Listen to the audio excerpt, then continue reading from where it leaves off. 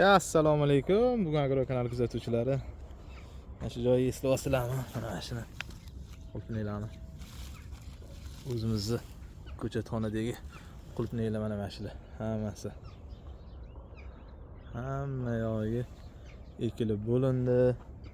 Oldingi safar video qilib mana shu yerdan ko'rsatuvdim, bilasizlarmi? Hozir holatini qaranglar mana. 3 ta 4 tagacha yon shoxlari ajragan. Ular hosilga 100% tayyor. Mana shu qulpniylar hammasi shaqa ekilgan. Har bitta oralig'i 5 metr, shunga 4 ta pushta tushgan, 4 ta agat tushgan.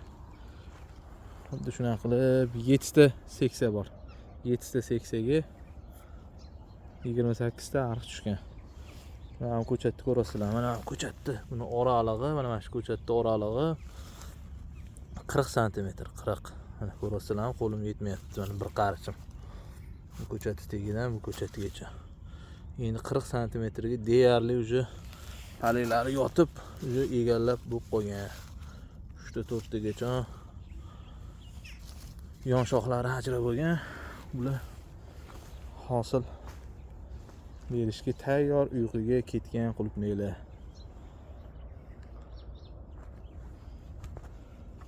Bilasizlar, bu yerda partiya qilib ekkandik. Hammasini o'sha borka qilib hamma narsani olib chiqib tashaldi. Bitta ozgina kasetalar qolib ketibdi. Bularni ham hammasini chiqarib olamiz. Bu yerdagi kasetalar, setkalar hammasi bir mashina qilib olib borib bosib qo'yganmiz. Mana bu tomonimiz ham, mana shu tomonimiz ham ko'rasizlar, bular sal keyinroq ekilgan. Bular ham yomon emas holati. Mana shu ko'rinishda. Bu yo'li 100% mulcha salafan qo'vorildi. Sirazi mulchalab tashaldi.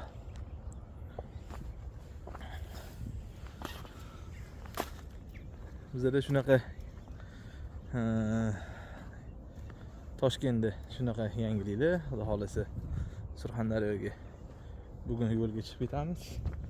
Bu yerdan ham bitta video lavha tayyorlab sizlarga ko'rsatib qo'yamiz.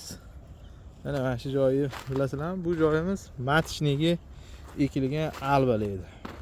Onalik ko'chat uchun ekilgandi. Bu yerda nima qildingiz? Olib tashaldi. Hamma narsasini o'rdik. Bitta chopuq qilib turib, amafos berib, bitta kapilnilarni bitta remont qildik. Bunga ham qora salafan qilib yubordik. Qora salafan, qora mulcha qilib yubordik, aniqrog'i. Mana endi undagi chiqayotgan holati mana shu ko'rinishda bular ham. Bular ham o'sha qishki uyquga ketdi o'sha. Mana shu joyimizni ham hammasini mulchalab tashladik. Sababi qish oyida begona o'tlar chiqib ketmasligi uchun.